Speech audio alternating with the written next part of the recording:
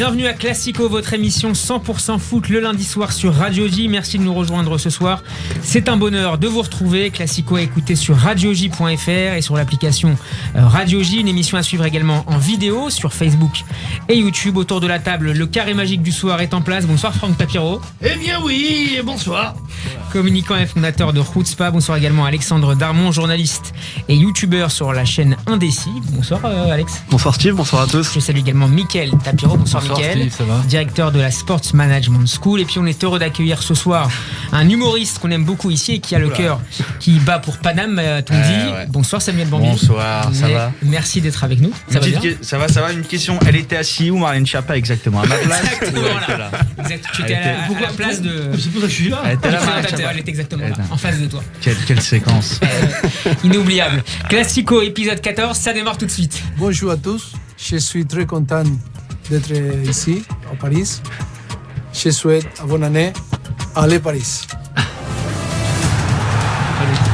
On démarre ce Classico avec les débuts réussis de Mauricio Pochettino au Paris Saint-Germain. Certes, les Parisiens ont déçu mercredi dernier avec un nul à Saint-Etienne, mais les joueurs de la capitale ont été un peu plus convaincants samedi soir contre Brest. Messieurs, est-ce que vous avez aimé ce que vous avez vu devant vos écrans? C'était la voix de Pochettino? Absolument. C'est le peu qu'il lui reste de français? Exactement. Putain, il est resté 2 ans. Il a perdu. Hein. Il n'avait pas beaucoup gagné déjà là-bas. Il parlait pas non, mais depuis qu'il n'y a plus Média Pro, il y a la mode, l'accent espagnol, donc il l'a reprise. Bon, alors comment vous les avez trouvés ces Parisiens époque Pochettino? Bah, le premier match, tu peux pas juger. Le deuxième, ça va, hein. Ça va. J'espère. Mais encore une fois, est-ce qu'on peut juger sur 2 matchs? Non, je pense pas. C'est pas un bilan, mais disons une première estimation. C'est un peu mieux que Tuchel sur les derniers matchs. J'espère. Déjà, j'ai l'impression de voir un meilleur apport des latéraux. J'ai l'impression que Gay, alors je pense, ça vient peut-être d'avant, même Tuchel. J'ai l'impression que quelqu'un lui a dit arrête de jouer vers l'arrière à Gay, non? T'as pas l'impression? Il joue plus vers l'avant maintenant, il se projette plus. Un peu plus de risques aussi. Non, mais c'était une catastrophe. Lui et Paredes, même si j'aimais beaucoup la grinta de Paredes, ça a joué soit latéral, soit derrière. C'est que ça. Ça se projetait jamais. Sécurité. Alex? Non, mais c'est trop tôt pour dire s'il y a un effet Pochettino. En tout cas, ce qui est sûr, c'est que il y a un effet avec Verratti où il le met en numéro 10, où il fait déjà une passe décisive, alors que la moitié du temps il fait jamais de passe décisive. Donc ça c'est pas mal. Il fait des remplacements un peu plus tôt, ce qu'on n'avait pas l'habitude de voir avec Thomas Tuchel, c'est intéressant aussi. Et après, ça va être sur le long terme qu'on va voir, surtout sur le physique, s'il arrive à faire courir ses joueurs comme il faisait courir ses joueurs à Tottenham. Ça j'ai plus de doutes. Et dans le cœur, peut-être aussi auprès des supporters, quand il parle des supporters en conférence de presse. Et il y a aussi autre chose qui est intéressant, c'est quand même qu'il met les joueurs à leur place. Ça c'est hyper intéressant. Il a notamment dit que Marquinhos était selon lui un défenseur, ce qui est une première. C'est une belle patte. Sauf Verratti. Bah Verratti à la base il est numéro 10. Il est 10. À la base il est 10. À la base, à Pescara. Enfin à la base à 17 ans il était 10. Mais ça fait ouais, mais après. Je suis d'accord avec toi. Moi je voulais dire vraiment que c'est ça moi qui m'a marqué, c'est les joueurs qui jouent à leur place. Et d'ailleurs le score 3-0 c'est bien, mais qui marque? Keane, Icardi, ça va bien. Quelque part, il y a une forme de logique. T'as raison. C'est-à-dire de voir que des défenseurs mettent des têtes, etc. sur les corners. C'est très bien, il en faut. Mais juste, enfin, tu connais mon amour immodéré pour le football d'attaque, pour le pressing offensif, et surtout pour des pointes qui jouent en pointe, et pour des attaquants qui jouent, des attaquants qui marquent. Et je trouve que juste ça, c'est un signe. Je sais que Marquinhos 6, moi, ça me dérangeait pas, non? Ça pose un problème en défense. Oui, ça me dérangeait pas. Parce que pour moi, tu mets un milieu Marquinhos, Verratti, Rafinha, ou Marquinhos, Paredes, Verratti, c'est l'un des meilleurs d'Europe d'ailleurs. Mais le problème, c'est il manquait. Si t'avais gardé Silva, je veux bien, mais là, tu t'as plus. Alors, le gros dossier Silva dont on parle à peu près chaque semaine.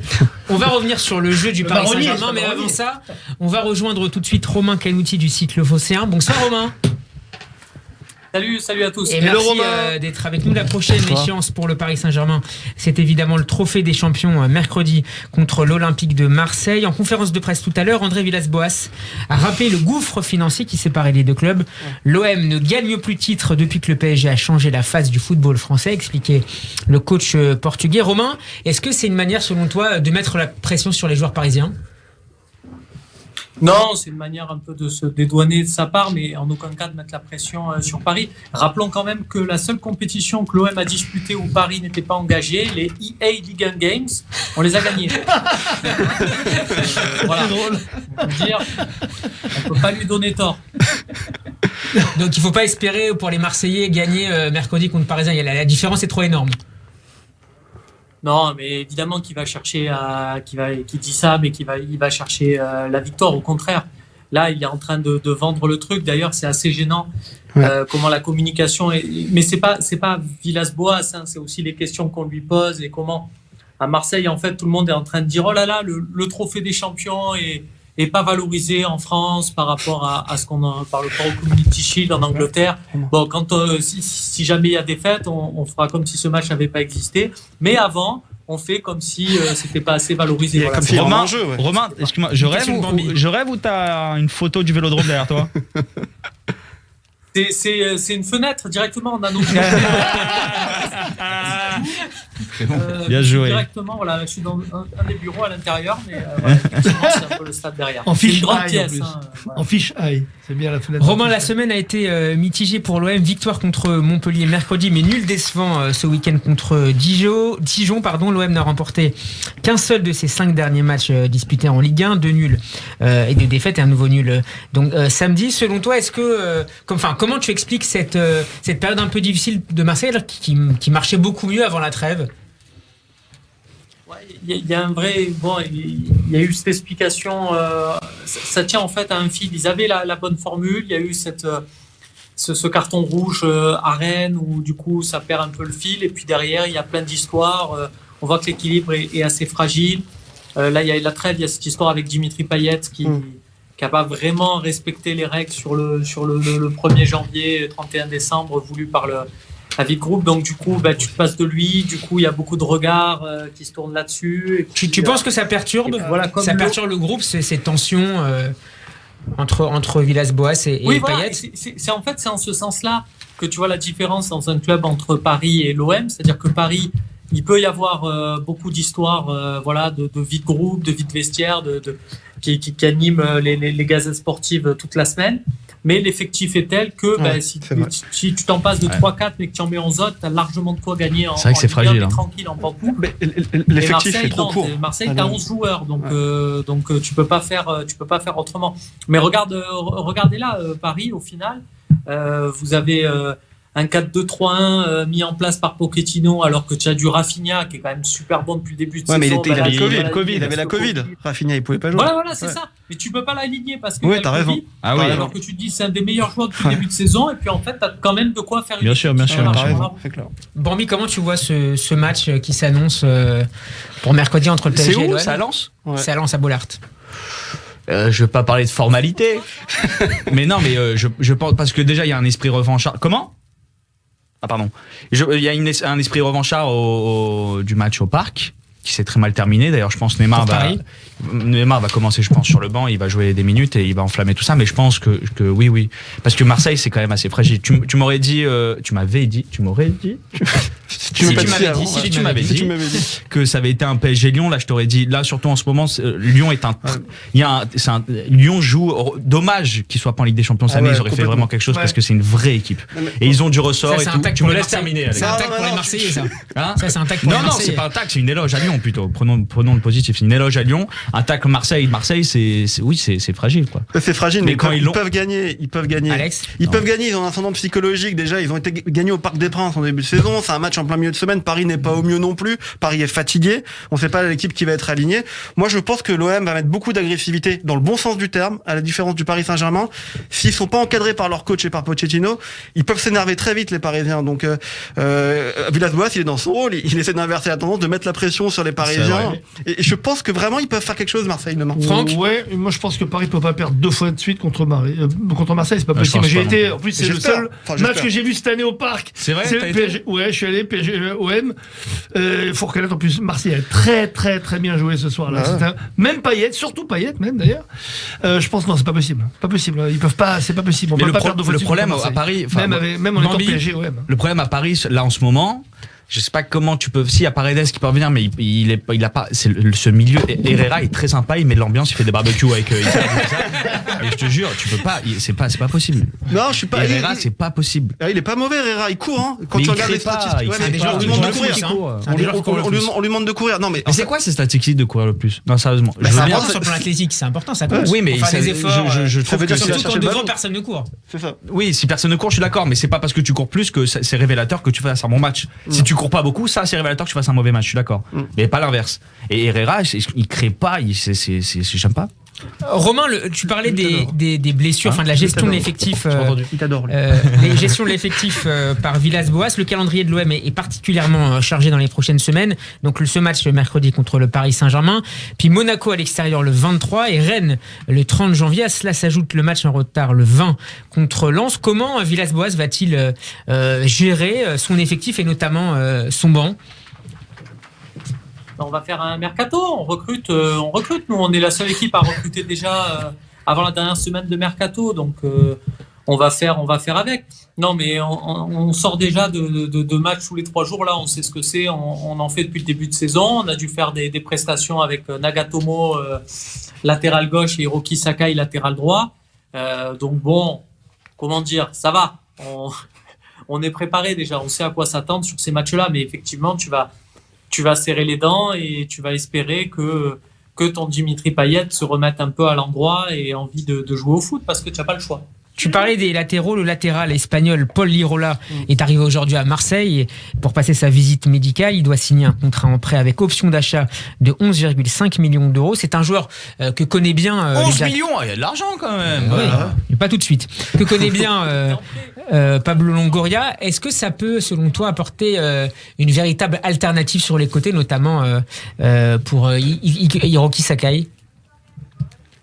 Ouais, alors il y a un petit truc, ça va être officialisé là sous peu du côté de l'OM, mais il y a un petit truc moi qui m'inquiète, c'est que Villas-Boas, au moment où il en a parlé, il a pris soin quand même de dire attention, ça c'est un coup du directeur sportif, Pablo Longoria, faudra que je vois un peu ce qu'il donne.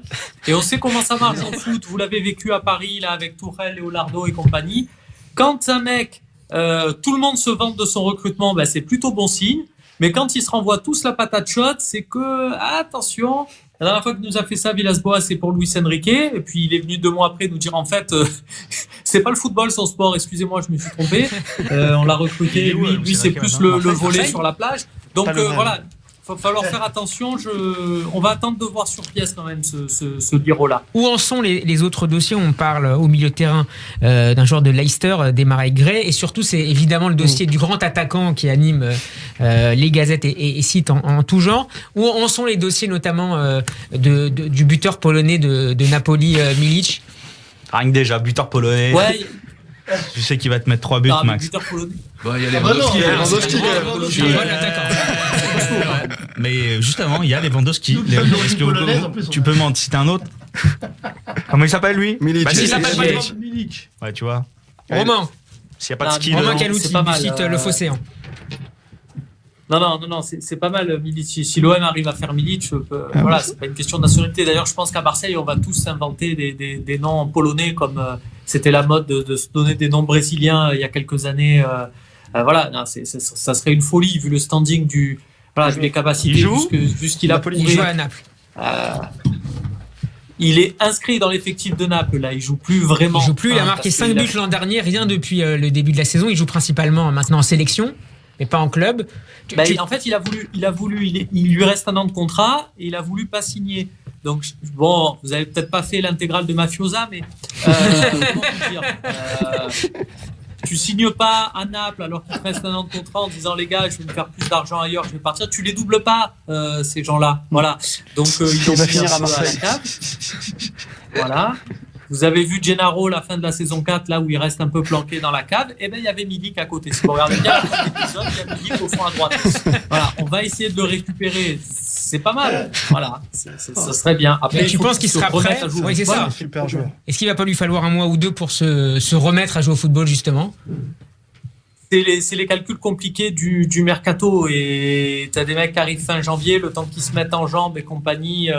C'est compliqué. Tu as envie de te dire, est-ce que ça va pas nous faire une Steven Fletcher ou des choses comme ça ? On a oublié celui-là. Oh là, les références, putain. Romain, on parle et là, la nationalité, on s'en fout. Hein, on parle également du Rémois Dia, 24 ans, co-meilleur buteur du championnat avec Mbappé. Je pose aussi la question autour de la table. Est-ce que ce serait pas une piste particulièrement intéressante pour l'Olympique de Marseille ? Bambi, je sais pas si tu. Je suis à la place de Dia, avec tout le respect que j'ai pour Marseille et pour. Je pars pas en milieu de saison comme ça. Hein. Je continue. En plus, il a quel âge ? 24 ans. 24. Je suis un peu d'accord. C'est un peu tôt pour partir Alex, alors qu'il fait une bonne saison. Très bonne saison. Franchement, termine ta saison et pars peut-être à l'étranger à la fin de la saison. Voilà. Pour partir à l'OM dans un contexte qui est un peu particulier, encore plus en ce moment, dans un contexte sanitaire un peu difficile. Moi, je resterai jusqu'à la fin de la saison. Il a inscrit 44% des buts rémois depuis le début de la saison. C'est une belle équipe. Hein. C'est une belle équipe. Une énorme dépendance. Romain, est-ce que tu as des infos sur ce coup éventuellement avec l'attaquant rémois? Ouais, et effectivement, il vous a écouté.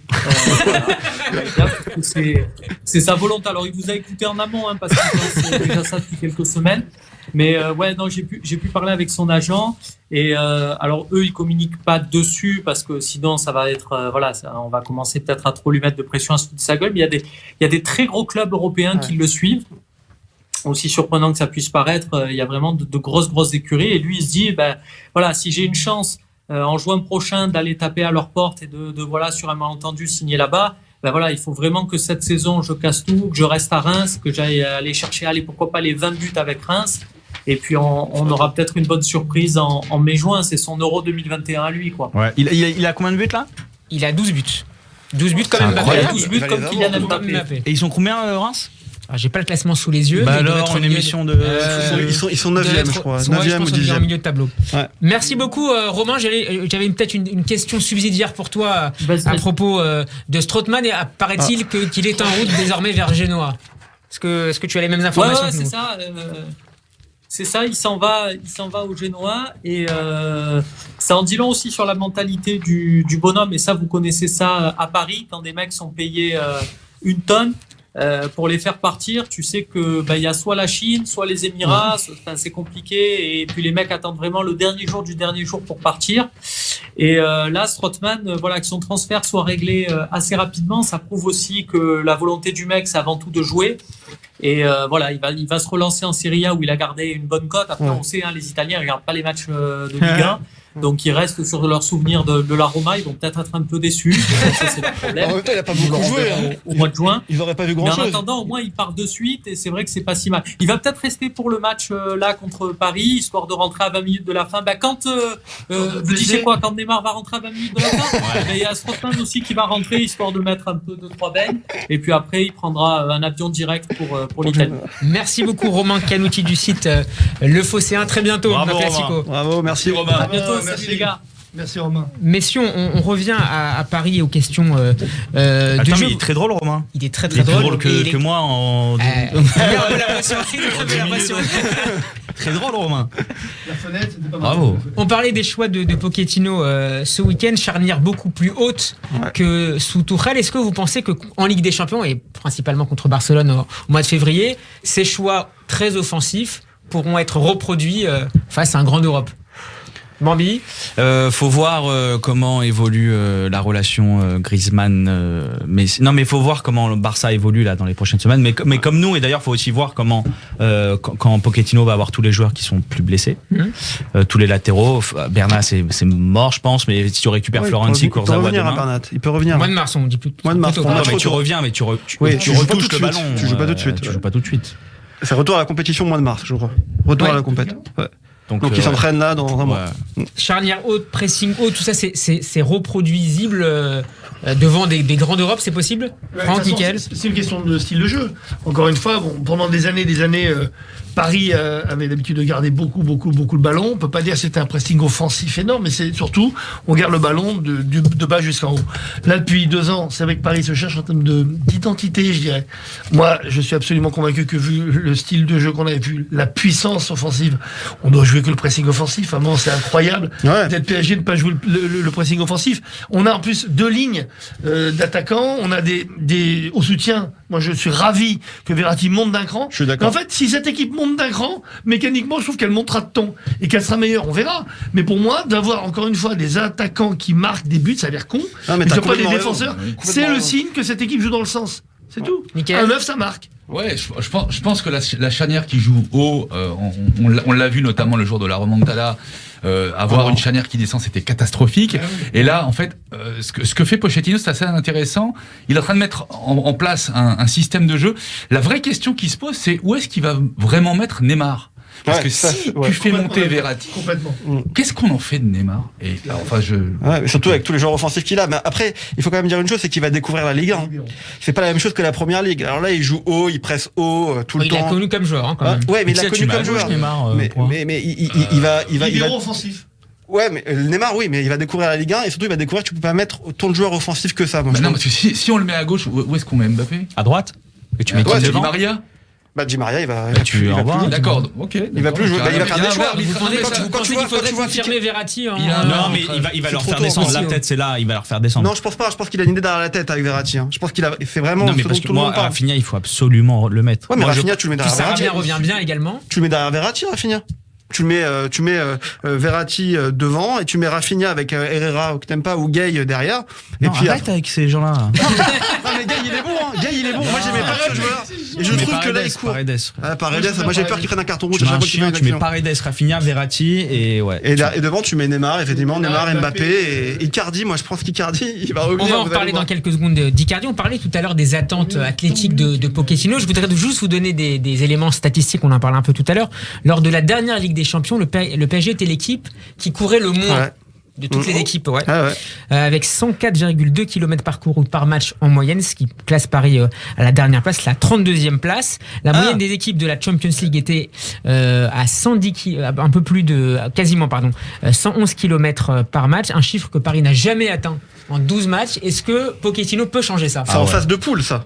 C'est Tout en match compris. Finale 8 d'accord. aussi, finale Tout est compris. Ouais. Oui, bah de toute façon, il va vouloir changer ça. Il n'a pas le choix que de le changer. Il vient avec son équipe pour ça de toute façon. Maintenant, il va falloir qu'il réussisse, hein, parce que faire courir Neymar, faire courir Mbappé, surtout en ce moment, ils sont fatigués aussi les joueurs. Il y a un peu de ça quand même. Donc c'est son vrai défi, c'est de réussir à faire un pressing haut. Surtout que eux, ils vont garder le ballon, donc ils vont devoir courir et être en mouvement tout le temps. C'est Sachant son que vrai ces chantier. équipes à Southampton et Tottenham étaient celles qui couraient le plus en première ligue. Oui, mais il c'était va y pas les mêmes arriver, styles de jeu. C'était pas les mêmes Oui, mais joueurs. c'est- Borny, il faut tu le penses faire à que- l'envers. Je pense que si Franck tu et joues Borny. le pressing haut, tu n'as pas le choix de le faire qu'en courant. Oui, mais je suis Ça, c'est à d'accord. l'envers. C'est-à-dire que c'est le style de jeu, c'est la tactique qui va imposer, qui va les faire courir. Je pense qu'avant, comme la tactique n'était pas claire, c'était plus une tactique de positionnement de Neymar, de positionnement d'Mbappé et des autres. Comment on plaçait d'abord 3 joueurs et après on inventait quelque chose derrière. Si aujourd'hui Pochettino dit les 11 jouent pressing haut, t'en fais pas.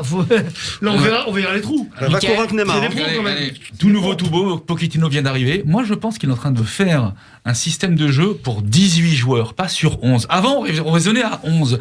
Là, on le voit. C'est vrai. Si Mbappé est fatigué, si Neymar est fatigué, on sait qu'on va avoir le petit Keane qui est en pleine bourre et Même Sarabia, Icardi, Icardi, qui il a touché 2 ballons, il a marqué 3 buts. Enfin, c'est un truc de dingue. Ouais. Il a fait une passe décisive but et et un une passe but. décisive. Voilà. D'accord. Donc et c'est ce qu'il fait avec Verratti. En montant Verratti quelque part, il met la pression à Neymar. Ouais. Pour l'instant, Neymar dans sa sphère est absolument pas concurrent. Ah, Je attends, pense mais pas que Mickaël, Neymar ouais. se dise. Voilà. J'ai oulala, peur d'Icardi. C'est pas possible. Je pense Non, mais pas même de qu'il- Verratti. C'est pas une question Ils de. veulent Non, le pardon, prolonger, ils c'était vont de pas mettre la Verratti. pression. Il a pas peur de Verratti, mais si Verratti commence à bien enquiller au numéro 10, Il va bien enquiller. Ouais, et va il bien va enquiller. bien enquiller en numéro 10. Et bah, tu vas Tu sais que j'avais rebasculer jamais Neymar à pensé à gauche. Verratti 10. Ça J'avais va pensé Ouais, moi aussi. La première Jamais fois j'y ai que je l'ai vu pensé. jouer, il y a 8 C'est Emery, je crois. C'est Emery. Je l'ai qui- vu jouer, je me suis dit enfin on va avoir un grand numéro 10 à Paris. Il avait L'arrivée de Pescara, incroyable. c'est Un son génie. poste de base. Ah Non, ouais. mais il sait garder le ballon, c'est hyper Devant, il y important avait, pour un 10. Ouais, mais C'est Zlatan hyper devant lui. important La pour première un 10. relance, il n'y a pas comme lui en première Ouais, mais relance. en mais d'accord. première intention sur trouver des failles. Qu'est-ce il qui est fait le plus bien aussi. important quand t'as des joueurs comme t'as au PSG, des joueurs offensifs, c'est de leur mettre un mec derrière qui va leur distribuer des ballons incroyables et qui va garder le ballon. Il garde le ballon, ce joueur. Ou alors en relance. En relance, t'as quand même les joueurs pour faire le job. Ouais, À part pas Verratti. comme lui. Bah, c'est pas À sûr. Paris. Mais t'as vu que le attendez, but, mais tu vois quand tu vois le attendez. but gay, c'était pas, il y a eu Nantes et avant il y a eu. Saint-Etienne. Non, il y a eu Brest, Brest, Brest, Brest, Saint-Etienne. Saint-Etienne.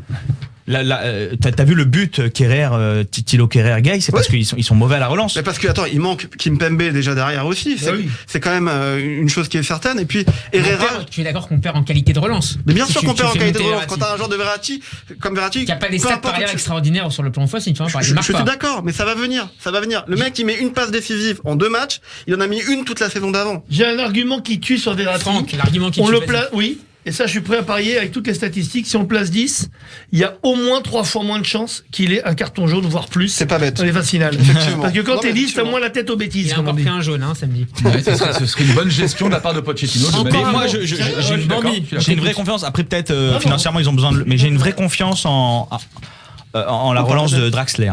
Ah. Ouais, Ah. vous allez voir. Ouais. Moi, Qui est en fin de contrat. Hein. C'est un super Ah oui joueur. Mais justement, il est en fin de contrat, donc il doit prouver au club européen que sa cote est encore haute. Et souvent, la nouveauté fait que tu as envie de prouver à l'entraîneur. S'il lui laisse la chance, après, j'espère qu'il y aura la place pour lui. Mais Draxler, il a fait, tu vois qu'il a 2-3 prises de balle. Il est monstrueux. Hein. Ouais, c'est vrai. C'est un joueur un peu irrégulier. On va rejoindre dans quelques instants l'économiste du sport Pierre Rondeau pour parler des pertes économiques importantes des clubs français. Un mot encore sur les choix de Pochettino ce week-end contre Brest. Est-ce que selon vous, en attaque, on parlait du milieu de terrain, est-ce que la concurrence est relancée? Moïse, qui n'a encore marqué son 9e but de la saison. Icardi est entré un but, une passe décisive. Sarabia, est-ce que, si on se concentre sur le poste de numéro 9, est-ce que vous pensez qu'il y a désormais une vraie concurrence? Icardi revient dans la partie.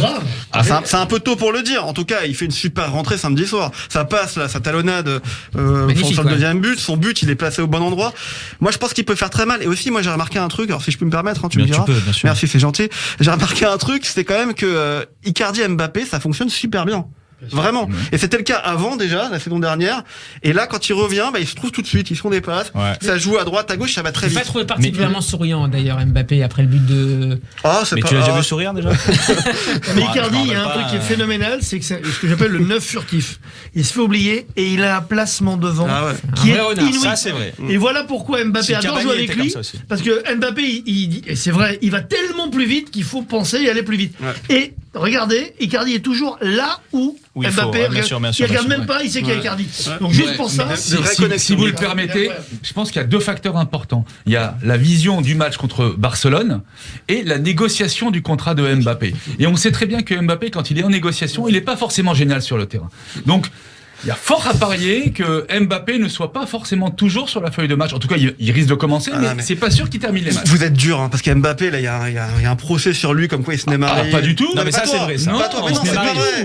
Vous vous rendez compte, Mbappé, c'est un joueur exceptionnel. Mais on dit évident qu'on le sait. Non, mais encore samedi soir. Moi, je trouve qu'on est beaucoup plus dur avec lui. Mais je te dis pas qu'il fait un mauvais match. Je te dis juste que parfois, tu sens qu'il veut prendre le ballon et il veut faire des choses que ses capacités techniques ne peuvent pas le faire. Mais quand ça va, tu sens qu'il veut faire du Neymar. Techniquement, il est là. Moi, je pense qu'il est pas en forme. Je pense qu'il est pas en forme, mais ça va revenir. Mais qu'il soit pas en forme, c'est pas très grave. Non, il le sait. Donc quelque part, ça veut dire qu'il va rentrer dans la rotation. Et je suis désolé, mais par rapport à ce que tu as dit, et c'est vrai que parfois il en fait trop, oui. C'est bien, je vais te dire pourquoi. Il y en a marre de voir ces jeux éthérés où parce qu'on a une star, faut que le mec s'économise. Je préfère qu'il en rate 9. On dit pas et ça. Que le dise. Non mais par rapport à Neymar, à Mbappé, j'entends beaucoup de gens dire ouais, il fait trop de gris-gris. Ouais, mais tu sais quoi, quand le gris-gris il passe, on oublie que c'est un gris-gris. Et je me dis, les grands joueurs exceptionnels qui nous font rêver, regarde Pelé, moi je me rappelle d'un truc, je me rappelle plus de ses buts ratés que de ses buts. Pourquoi? La tête sur Gordon Banks. Il n'y a pas but. Il nous cite Gordon. Quand il fait l'Uruguay, le grand pont, il fait le grand pont. L'Uruguay, il la rate. Et en fait, ce qui est extraordinaire, c'est que ces mecs-là, ils pourraient simplifier la vie, comme Maradona avec la Mano de Dios. Mais même quand ils ratent, c'est magnifique. Eh ben, je préfère qu'Mbappé tente et qu'on arrête de l'emmerder. Non mais moi c'est pas de tenter qui me dérange et c'est pas le gris-gris qui me dérange. C'est que tu sais, il y a des moments parfois où tu sais, t'as envie de dire frère. Passe. Oui, mais pas au gris-gris juste avant. Comme le dimanche matin à Bagatelle. Exactement. Donc ça pose un problème. C'est qu'on dirait la même chose de Neymar. Enfin, je dis ça, je dis rien. On va parler juste s'il vous plaît, parce que vous mettez. Alors, il doit être très sympa aussi au barbecue tout ça, mais le Sarabia ne mettez. Ça sera un éternel.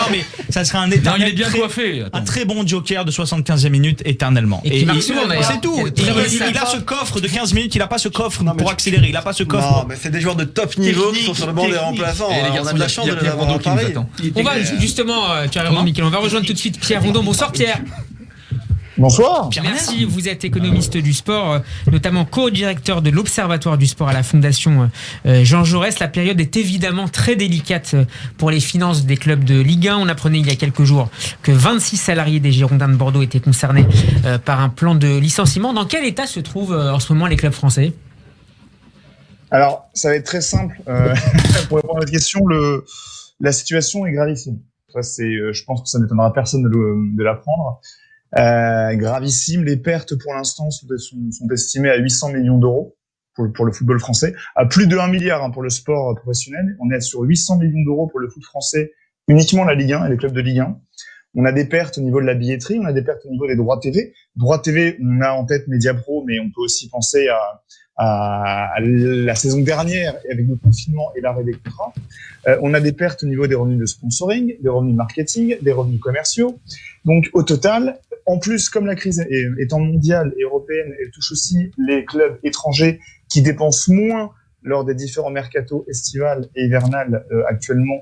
Donc c'est l'ensemble de l'écosystème des clubs français qui est mis à mal, c'est ça?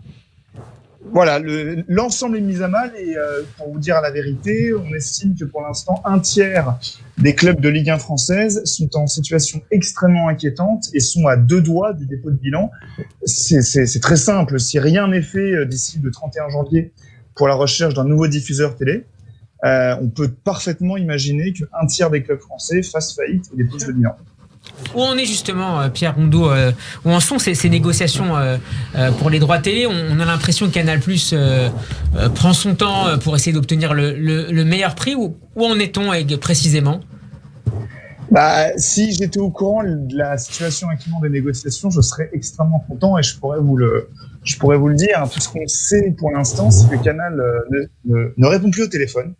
Canal+ a arrêté les négociations qui avaient été entamées en décembre dernier avec la Ligue pour récupérer la fin de saison et les droits de télé de fin de saison. On sait que d'après le journal L'Équipe, une proposition orale avait été faite de 590 millions d'euros plus 100 millions d'euros de business. On rappelle tout de même qu'on était avec Mediapro à 830 millions d'euros. On passerait à 590 millions d'euros avec Canal+. On a quand même une baisse assez importante. Sauf que pour l'instant, il y a eu cette proposition orale, mais depuis le mois de décembre, on n'a plus aucune nouvelle. Et on sait que du côté de Canal+, notamment le camp Bolloré, Canal+ souhaiterait profiter de la situation gravissime du foot français pour faire jouer la montre, pour entamer des négociations dans d'autres secteurs. Obtenir des concessions de la part de l'État, c'est ça? Exactement. Canal demanderait, par exemple, à ce que la TVA sur les abonnés soit baissée de 10 à 5%. Canal demande aussi à ce que la chronologie des médias soit modifiée dans son intérêt face à la concurrence avec Netflix et Amazon. Donc Canal, finalement, joue le rôle d'un parfait businessman, si je puis dire, et profite de la situation pour essayer, 1, de payer moins cher les droits TV, et 2, d'obtenir des concessions à côté. Ils ont raison en vrai. Mais ils ont raison. C'est l'effet d'aubaine, c'est le business. Ils ont raison. Ils ont raison, mais est-ce que maintenant, est-ce que de par cette situation, je crois que c'est Aulas qui avait proposé justement de créer une plateforme Ligue 1 qui appartiendrait uniquement au club de Ligue 1, un Netflix du football, et puis fini les diffuseurs, quoi. On n'en est pas là. Des matchs achetés à la demande. Là, c'est l'urgence. Là, comme vient de le dire Pierre, mais on est en banqueroute à la fin du mois, et Canal+ a annoncé une réponse au 7 février, c'est-à-dire le jour du Classico. Et ce qui est intéressant, c'est pas simplement Canal+, c'est le groupe Vivendi. En fait, c'est Vivendi qui fait une demande un peu globale. La clé de ce problème, en fait, elle est détenue par le président Macron. On sait qu'il y a un bisbille entre Bolloré et le président Macron. Avec la perspective de l'élection présidentielle de 2022. Tout à fait, avec un gros reproche sur CNews, sur C8 qu'on considérait être comme un peu le Fox News à la française. Qui est devenu CNews. Si le président Macron cède, à ce moment-là, Bolloré aura gain de cause et le football sera sauvé. Moi, j'ai peur que le président Macron, il ait autre chose à faire en ce moment. Honnêtement, enfin, moi, c'est ce qu'on me dit, en tout cas, c'est que c'est pas la priorité à l'Élysée et ni à Matignon. Et le problème qu'il va y avoir, et c'est une question que je pose d'ailleurs à notre invité, c'est est-ce que le 7 février ou le 31 janvier, à la fin des droits, il peut y avoir écran noir sur la Ligue 1?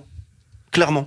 Non, la réponse de Pierre. L'idée concrètement pour l'instant, c'est que la procédure de conciliation qui a été faite par le tribunal de commerce de Nanterre en décembre dernier, acté à ce que jusqu'au 31 janvier, Mediapro continue la diffusion de la Ligue 1 française gratuitement, mais à ses frais, en échange d'une absence de procédure judiciaire à l'encontre de la LFP, entre la LFP et Mediapro.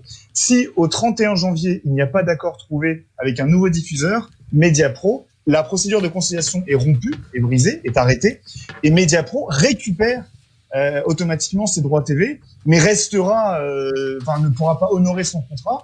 Donc là, on devra entamer des procédures, je dirais, judiciaires et des plaintes auprès de tribunaux pour que la Ligue récupère pleinement ses droits TV.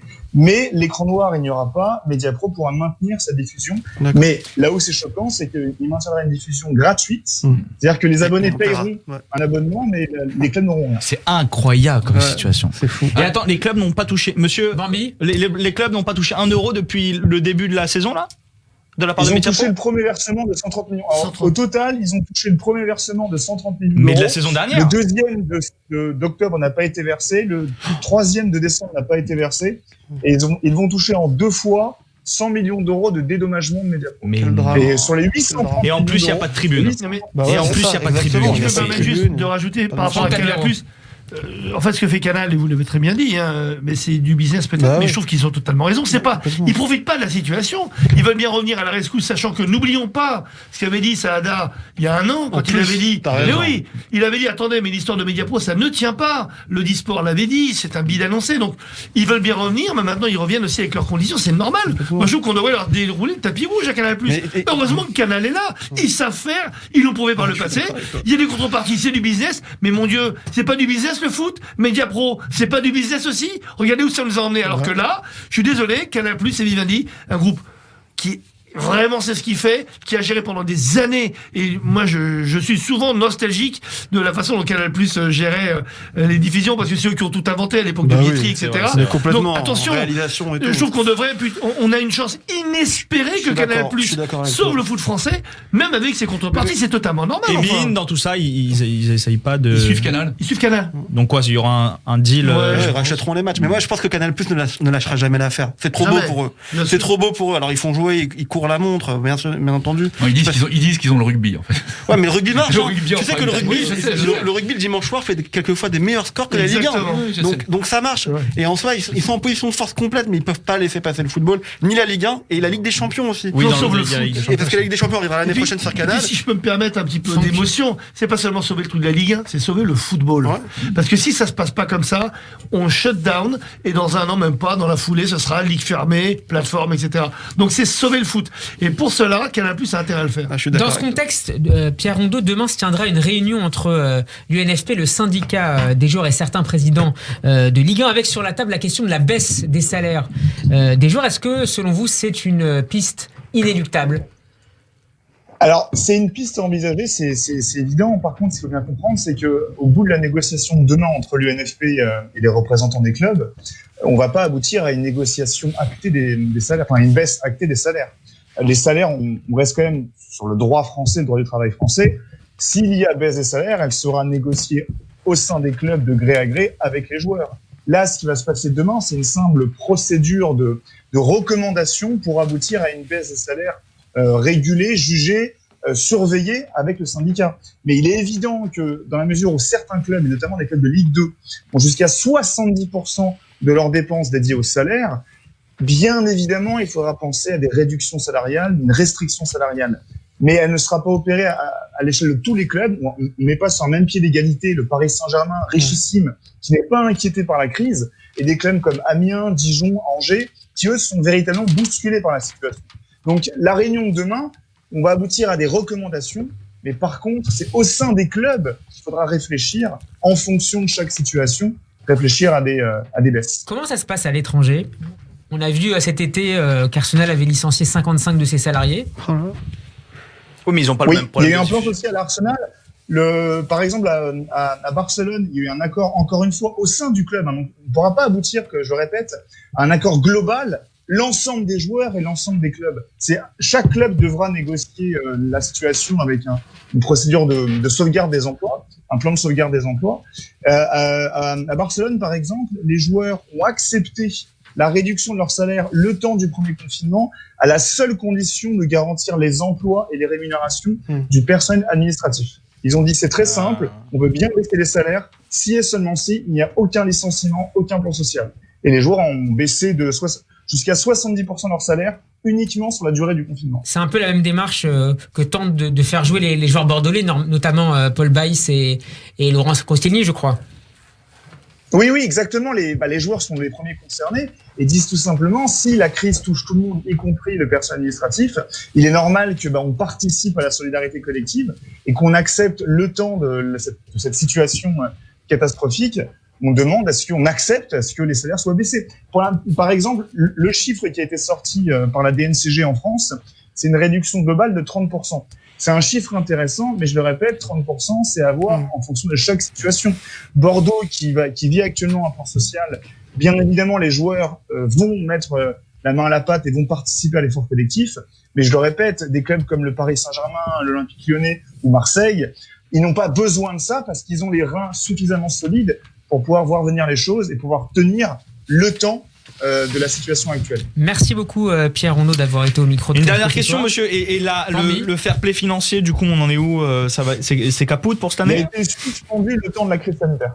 Et il a été étalé dans le temps, donc la période de surveillance 2021-2022 et 2020-2021 sera étalée à 2022-2023 et 2023-2022. Donc là, le PSG peut redépenser 500 millions par mercato? Mais il devra justifier dans 2 ans. Comment? Qui devront justifier dans 2 ans. Ouais, mais dans 2 ans, il y aura un autre virus. Du coup, ils peuvent dépenser 500 millions d'euros, mais ils doivent espérer gagner 500 millions d'euros sur 2 ans. Ça me semble assez compliqué. Ouais. Oh, gamin. Merci beaucoup, Pierre Rondeau. Et à très bientôt dans Classico. Merci Pierre, à bientôt. Vous savez, vous avez des intervenants hyper pertinents. Oui, merci. Les deux, hein. Merci. Les choisis bien. Professeur à la Sports Ceux qui sont autour de la table sont 0. Non, mais nous, t'as pas compris, on gagne du temps pour que les mecs puissent émerger. Et ceux qui sont là-bas, ils sont super. L'autre événement du week-end en Ligue 1 avait lieu non pas au Parc des Princes, mais en Bretagne. Lyon a été sacré champion d'automne au Horizon Park. Les joueurs de Rudy Garcia ont longtemps été bousculés, notamment au milieu, où le duo Kamavinga-Nzonzi a été solide et où l'ancien Lyonnais Clément Grenier a régalé. Est-ce que vous avez été séduit par la performance des gones de Rudy Garcia? Bambi? J'ai pas vu ce match, mais je trouve que cette équipe, elle est costaud. Hein. Grenier, Kamavinga, Nzonzi, et devant, il y en a un autre aussi. Comment il s'appelle, l'attaquant? Ah, Rennes, là, tu parles de Rennes. On parlait de quoi, là? Non, on parlait de Lyon. De Lyon. Ah, pardon. Bon, Rennes. Mais j'aime bien Rennes, non, mais Lyon, c'est une vraie équipe, là. Là, je vous ai dit, comme dommage qu'ils soient pas en Ligue des Champions. C'est un concurrent solide pour le PSG, pour le titre? Bah oui, mais ça va être très très dur. Hein. Très dur. J'espère qu'ils vont tenir. Mais ça va être très dur. Moi, c'était mon coup de cœur, Lyon, il y a 3 semaines. Je répète quand même que aujourd'hui, ils sont très performants et Garcia arrive à faire du très très bon boulot parce qu'ils n'ont pas la Ligue des Champions. Ouais. S'ils étaient sur les 2 tableaux, ils seraient complètement essoufflés. Ils ont un super effectif, Michael. À chaque fois, on est toujours à dire. Non, mais à chaque fois, on précise que là, ils auraient été bien en Ligue des Champions. C'est clair qu'il leur manque 4, 5, 6 joueurs. On l'a vu. Paris Saint-Germain s'est relancé contre Brest en seconde mi-temps grâce à son banc. Et ce banc-là, Lyon l'a. On dit pas qu'ils auraient été bien en Ligue des Champions. On dit qu'ils auraient été meilleurs que les clubs qu'on avait cette année, l'OM ou Rennes. C'est vrai. Oui, mais ils seraient peut-être 17e du championnat. Oui, peut-être. Voilà. Peut-être qu'ils seraient pas 17e. Ils auraient, ceci dit, un plus gros budget qui leur aurait permis d'acheter d'autres joueurs. Voilà, ils auraient fait monter l'indice UEFA. 300 millions d'euros près, je pense qu'ils auraient été bons dans les deux. Alors, Lyon a enchaîné un 16e match sans défaite. Le club est vraiment sur une véritable dynamique depuis l'arrivée de Paqueta. Comment vous le trouvez, ce meneur de jeu brésilien? C'est un des tout meilleurs joueurs du championnat. Pour moi, il va postuler pour le poste de meilleur joueur à la fin de la saison. C'est clair. Il débloque toutes les situations. Même là, c'est un peu le reproche qu'on aurait pu faire au Lyon des années précédentes. Ils sont irréguliers. Là, ils sont encore irréguliers dans certains matchs et ils arrivent quand même à sortir la tête parce qu'ils ont Paqueta au milieu de terrain. Alors, il y a lui et puis il y a Depay. Enfin, Depay, c'est quand même la variable. Ils vont se faire. Il va rester jusqu'à la fin de la saison. Ouais, non, mais fin de saison, même Paqueta, vous allez voir. Paqueta, c'est pas grave parce qu'ils vont l'acheter. Le problème de Depay, c'est qu'il est en fin de contrat. Il était mauvais à Milan, Paqueta. Il avait bien démarré, puis après, il est sur le banc. Complètement absent. Et Paqueta au PSG? Non, je dois pas rester. Ceci étant dit, c'est Juninho qui l'avait fait venir du Brésil au Milan AC. Donc, non, mais c'est il est formidable, ce mec. Parce que c'est un vrai 6, vous trouvez? Ou c'est un 8? C'est un 8 plutôt. Il est 8, on en a déjà. 8 relayeurs, mais enfin, il est quand même largement au-dessus de ce qu'on a vu. Que Rafinha, non. Que Draxler, non. C'est un gaucher, Rafinha. Non, mais c'est pas les mêmes styles de joueurs. Après, sur Lyon, l'équipe en elle-même, je pense que c'est une bonne équipe. Je pense deuxième meilleure attaque, Alex. 4e meilleure défense. C'est quand même pas mal. C'est solide. Je le savais. Très beau jeu, surtout. Non, mais un très beau jeu. Il joue bien, il marque des buts. Le but de Depay, il est magnifique contre Rennes, là, samedi soir. Après, ils vont souffrir d'un truc, Lyon, je pense, comme au début de saison. C'est la période des transferts, là, cette petite période-là, où ils sont dans une incertitude. On sait pas qui va rester, qui va partir. Alors, on sait déjà que Moussa Dembélé va partir très probablement à l'Atlético Madrid. C'est vrai? C'est dommage, c'est un beau gâchis. Alors qu'il avait fait c'est une très belle plus saison. super pour lui que gâchis. Oh là là, il va là-bas. C'est exceptionnel pour lui. Bah, il va remplacer Mais Costa, non? c'est pas une perte qui est Costa qui est parti. Où ça? C'est un bout de carrière. Son contrat était terminé. Enfin, il a été, on lui a accordé une sortie. Un bon de sortie. Un bon de sortie, exactement. Un bon de sortie. Non, mais c'est bien pour lui, pour lui. génial. Mais je suis désolé, bien sûr, c'est très triste pour l'OL, mais pour le joueur, c'est extraordinaire. C'est Il va monter de. Il jouait plus, il jouait très peu à Lyon. Ouais, Très peu, et c'est dommage parce que c'est un Un seul but cette Tu saison. préfères jouer très peu à Madrid ou à... Ben voilà. Non, mais tu Donc ça sera le remplaçant. préfères jouer. Ça Tu sera le préfères jouer à remplaçant de Lyon. Luis Suarez, hein. Qui est Louis titulaire. Suarez, ouais.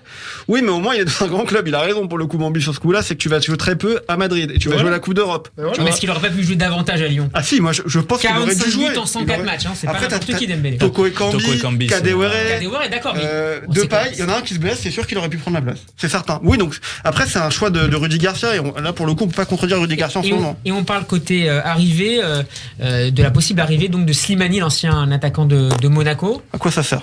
Tu fais partir Dembélé pour recruter Slimani. Ah ouais, non, ça, c'est pas le même niveau. Ça, en revanche, Enfin, même mais à c'est- non, mais il est bon bon. Slimani. Il est Faut très bon. Remplacer c'est pas la même Dembélé chose. sur le banc. Ouais, mais fais monter les jeunes, t'as une super académie Ouais, à Lyon. voilà. On a va l'impression que c'est une chercher un obligation joueur, voilà. syndicale. C'est un coup Tu de vends com'. Dembélé pour aller chercher Slimani. Non, mais c'est un coup de com' et un mauvais coup de com'. pour Ouais, moi. je suis d'accord. Je suis d'accord. C'est vrai. Coup franc de Messi. Et oui, qu'est-ce que vous voulez dire, d'accord? Vas-y, dis-moi maintenant que les autres. Le fantasque Omar Da Fonseca, Top, hein. belle victoire Non. ce week-end du FC Barcelone à Grenade, 4-0. Griezmann auteur d'un doublé et d'une passe décisive pour Messi qui a également brillé avec un doublé. Les Catalans grimpent à la 3e place. Est-ce que ça peut être un tournant pour Barcelone et pour Griezmann?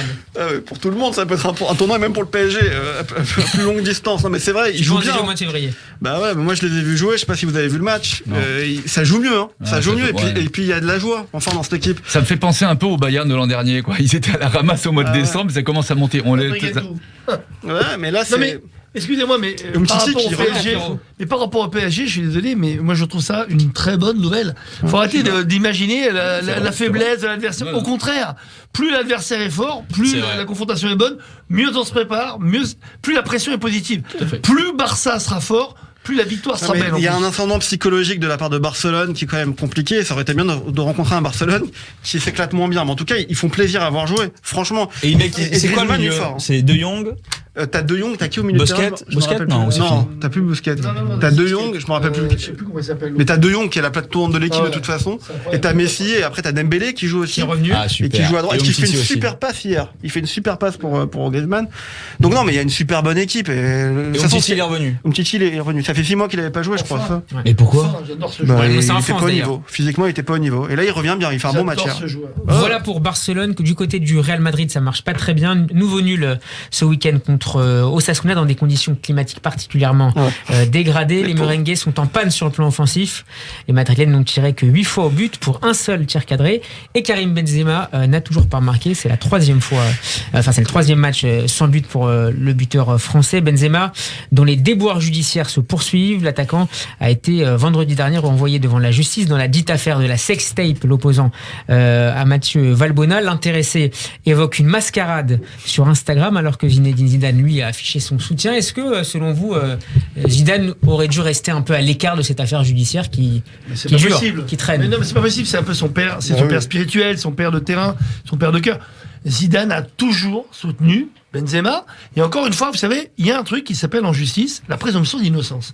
C'est un truc de dingue. Dès qu'il y a un buzz, rappelez-vous ici quand on avait parlé du soi-disant viol de Neymar. Il est où le viol de Neymar? Il est nulle part. Donc, cette histoire de sextape, qu'est-ce qu'on en sait? Il est présumé innocent. Le rôle d'un entraîneur, le rôle d'un coach, le rôle d'un dirigeant, le rôle de la Fédération française, on va en parler après, ça aurait été de protéger et défendre. Protéger et défendre, c'est normal. Ouais, ça, je suis À un d'accord moment, avec toi. protéger, on défend. Je fais le Mickaël rôle de n'est pas son d'accord. entraîneur. Ouais, non, parce que le sujet de la sextape, à la limite, ça nous appartient pas et ce sera jugé ou pas, peu importe le résultat. Ce qui est préjudiciable avec le problème de l'équipe de France et de Deschamps, ce sont les effets conjoints qui ont été suscités par Benzema et qui ont fait qu'à un moment donné, Deschamps Deschamps a été stigmatisé comme étant quelqu'un de raciste. Ce qui a fait que Deschamps a fermé la porte. Donc, il y a que ça qui compte. Le reste, sincèrement, la sextape avec des voyous, ça a été fait, pas fait, ça ne compte pas. Ce qui compte, c'est en fait la problématique avec Didier Deschamps. Et j'ai l'impression que Didier Deschamps ne changera pas d'avis. Ouais, mais Mickaël, ça ne compte pas, je veux bien, mais c'est quand même ce qui lui coûte sans doute l'Euro en 2016, la sextape avec Valbuena. Donc ça compte un petit peu quand même. C'est son problème. Il y en a certains qui sont blessés, il y en a certains. D'accord. Je suis d'accord. Ça lui coûte quand même un peu l'Euro. Après, franchement, Karim Benzema, c'est un super joueur. Moi, je l'adore. Je le répète toutes les semaines. C'est un super joueur et tout. Maintenant, il y a un sélectionneur qui est là, puisqu'on voit pas. Il y a un sélectionneur qui est là et qui fait ses choix en conséquence. Et c'est pas un président de fédération. Bambi n'est pas d'accord. Non, c'est que c'était pas la question du présentateur. Parce que vous êtes parti directement sur est-ce que Deschamps doit le rappeler ou pas. C'est pas ça la question. C'était est-ce que Zidane doit se mêler ou pas. Bah oui, cette affaire judiciaire. Je cette affaire sur le plan judiciaire. Sportif. Non mais je suis là pour. Merci Bambi. Je vais te recruter pour la prochaine fois. On va en reparler. C'est la vigie de ce plateau. Et oui, il doit. Vérichour, on va l'appeler Vérichour. Oui, il doit. Et je pense que, mais il reviendra plus jamais. À part si Zidane prend l'équipe de France. Et ou à part, si Michel Moulin, qui est candidat à la présidence de la FFF, non mais c'est pas le président de la FFF, c'est l'entraîneur. Alors, il y a débat. Je vais aller jusqu'au bout de mon intervention. Michel Moulin, qui est candidat à la présidence de la FFF et qui a indiqué ce week-end dans le Figaro qu'il imposerait le retour de Karim Benzema, Didier Deschamps s'il était élu à la tête de la fédération. Michel Moulin, avec lequel je travaille, bien sûr. Travaille Franck Tapiro. Alors, explique-nous. En fait, c'est que ça. D'abord, ce que tu en penses personnellement. Déjà, Michel est un expert de foot qui est un passionné. Et quand le journaliste lui a posé cette question, bien entendu, il y a un mot qui a été pris pour un autre. Il a pas dit qu'il allait l'imposer sur le terrain et le faire jouer, mais il a dit qu'il fallait le sélectionner. Pourquoi ? Parce qu'en fait, le rôle d'une fédé, c'est quoi ? Et je le disais tout à l'heure, le rôle d'un encadrant, c'est quoi ? Quand il y a un problème de ce niveau-là, parce qu'on oublie quand même, c'est pas l'histoire d'Axel Step, Mickaël a raison, c'est devenu une affaire d'État, l'affaire Benzema. Moi, j'ai fait je suis dedans dans le reportage, le cas Benzema. Moi, t'imagines ? On a fait 52 minutes là-dessus. C'est une affaire d'État et internationale. En Espagne, hier, tout le monde a parlé de la parole de Michel Moulin, qui a dit juste, quand on est président de fédé, on ne doit pas accabler un joueur. On ne doit pas enfoncer un joueur. On doit protéger et au minimum défendre. Ça allait trop loin, Franck ? Mais bien entendu que ça a été trop loin. Comment un président de fédé peut condamner un joueur qui n'a même pas été jugé ? 1. 2. Un président de fédé, il a le devoir de mettre autour de lui l'entraîneur, Deschamps, le recruteur, le sélectionneur, pardon, c'est pas la même chose, sélectionneur et le joueur. Et au moins qu'ils discutent. Pas de rester dans un clan l'un contre l'autre. La preuve, Rabiot, que j'ai toujours soutenu, toujours, on lui a pardonné, il est revenu. Pourquoi est-ce qu'on pardonnerait pas à un moment ? Ou pourquoi est-ce qu'on n'ouvrirait pas la porte à Benzema, qui a dit uniquement que la réaction correspondait à une des parties les plus racistes de la population ? Voilà, il n'a pas traité directement Deschamps de raciste, et même s'il l'avait fait, je pose la question. Mais c'est les conséquences, Franck. Peut-on, s'il te plaît, se dire, on pardonne à Rabiot, on peut pardonner à Karim, je suis désolé. Non, mais c'est les conséquences, Franck, il l'a pas fait directement, mais l'homme est attaqué en lui-même, et puis après, sur sa porte de garage, il se fait taguer raciste. Bon, voilà, c'est aussi ça le sport, Franck, tu le sais. C'est les relations humaines, c'est un vestiaire, c'est comment on gère son vestiaire, et puis franchement, aujourd'hui, à Deschamps, on peut pas lui dire qu'il s'est trompé. Il est champion du monde. Attends, j'ai pas dit ça. Non, mais je sais que t'as pas dit ça. Je suis le premier soutien en plus. C'est parce que je suis supporter de l'équipe de France et de Deschamps que je me permets de dire que là-dessus, c'était pas à Deschamps de le faire. Au-dessus, il y a un président de fédé, il doit calmer le jeu. Il doit au contraire créer de la rondeur. Je dis, Deschamps n'est en rien responsable. C'est le président de la fédé qui aurait dû être le garant, le juge, le roi Salomon. Voilà, on essaie d'équilibrer. On fait rencontrer les gens. Moi, je pense que Deschamps a eu raison sur les premiers mois ou peut-être sur l'Euro 2016. Mais après ça, je pense qu'il fallait rappeler. Je pense qu'il fallait l'interdire peut-être pendant un temps, le sanctionner. Mais depuis 2 ans ou 1 an, il faut. Mais c'est pas ça qui a permis l'éclosion d'Mbappé, de Griezmann. Oui, mais pourquoi ça aurait empêché Benzema était titulaire, peut-être que ça aurait été plus difficile de créer ce duo entre. Ça on saura jamais. C'est un joueur magnifique, Karim Benzema. Tu l'appelles pas pour le remplaçant. Est-ce que vous avez déjà entendu de la part de ses coéquipiers, les anciens ou ses entraîneurs, une fois un truc négatif sur Benzema ? Jamais. C'est un truc incroyable. J'ai rarement vu dans le foot un type avec une opinion aussi positive et unique. Si, Valbuena. À part peut-être pour Valbuena. Mais ils étaient très copains. Messieurs, vous avez 30 secondes chacun pour vos coups de gueule, coup de cœur et coup de gueule. Alex. Moi, mon coup de cœur, c'est Pierrick Capel. J'ai lu un article dans je sais plus dans quel journal la semaine dernière. Non, c'est le Langevin là qui joue à Angers, qui est raconté sa vie entre son club de foot en Angers et il est conseiller municipal. Il a dit qu'il voulait s'investir dans la vie quotidienne. Je trouvais ça vraiment cool. Et mon coup de gueule, c'est Raymond Domenech. On l'a tous condamné, moi le premier, ici même. On l'a tous condamné très vite, trop vite. Et puis je le trouve plutôt sympathique. Il a appris en conférence de presse. Et il fait des bons matchs. Mais il a fait quoi? Il a fait deuxième match. Il a fait quoi? Match nul. Aussi? Ouais. Ça va être dur pour lui. J'ai vu de belles choses. Mickaël, 30 secondes pour toi. Ouais, mon coup de cœur pour Lyon. Je trouve que cette équipe est formidable et elle a de bonnes chances de gagner le championnat. Ça, c'est la première chose. Le coup de gueule, je reviendrai toujours sur la problématique des droits. Et c'est vrai que cette affaire Bolloré, cette affaire Mediapro, plombe énormément le foot français et son image de par le monde. Et ça, je trouve ça très Franck, en 30 secondes. Coup de cœur pour Michel Moulin qui se présente à la Fédération Française de Foot pour vraiment une rupture. Le message est passé. Une rupture vitale. Non, mais c'est pas seulement pour un homme, c'est pour un projet et c'est pour surtout se débarrasser quand même d'une époque où le foot se vit à quelques-uns. On a 2 millions de licenciés, il n'y a que 200 votants. Bon, de la démocratie, etc. Ça, on l'a oublié. Donc, tourner une page, comme Macron l'a fait en politique, Michel peut le faire dans le foot. Et en 10 secondes. Un petit coup de gueule, un article qui me plaît pas trop dans les sportifs que j'aime bien, avec ce beau titre des pensées qui courent. Comme quoi, des joueuses de foot qui joueraient avec un foulard joueraient mieux, peut-être, ou ne comprennent pas pourquoi est-ce qu'on peut pas jouer. Mais ça n'a rien à voir avec la religion. Il n'est stipulé dans les règles du foot qu'on joue avec un maillot et qu'un short avec des chaussettes. Il n'y a jamais eu marqué ni de kippa, ni de voile islamique, ni rien du tout. Donc à un moment, qu'on laisse le sport tranquille, qu'on laisse le sport tranquille, et surtout qu'on laisse sa religion à la maison. Quand on rentre dans le vestiaire, on n'est plus ni dans une mosquée, ni dans une synagogue, ni dans une église. On est sur un terrain de sport. Merci beaucoup, Franck. On n'a plus le temps, malheureusement. Et moi, j'ai pas de coup de cœur ni de coup de gueule. Bien sûr. Ça passe sympa. Le coup de cœur, le coup de cœur, déjà, c'est pour le Classico sur Adjoji qui est tous les lundis soirs. Merci. Et le coup de gueule, c'est pas un coup de gueule, mais plutôt un coup dans la gueule qu'on mettra à Marseille mercredi. On fait des champions. C'est classe pour terminer. Classico, c'est déjà fini. Merci beaucoup, Bambi, d'être venu parmi nous. Vous êtes grandement invité à revenir dans les prochaines semaines et les prochains mois. On se retrouve lundi prochain à 21h. En attendant, vous pouvez retrouver l'émission en podcast sur notre site et en vidéo sur la page YouTube de Radio J. Likez, partagez, commentez tout de suite. La soirée continue sur Radio J en compagnie d'Avner Azoulay pour le festival oriental. Avner Azoulay, il est lundi prochain.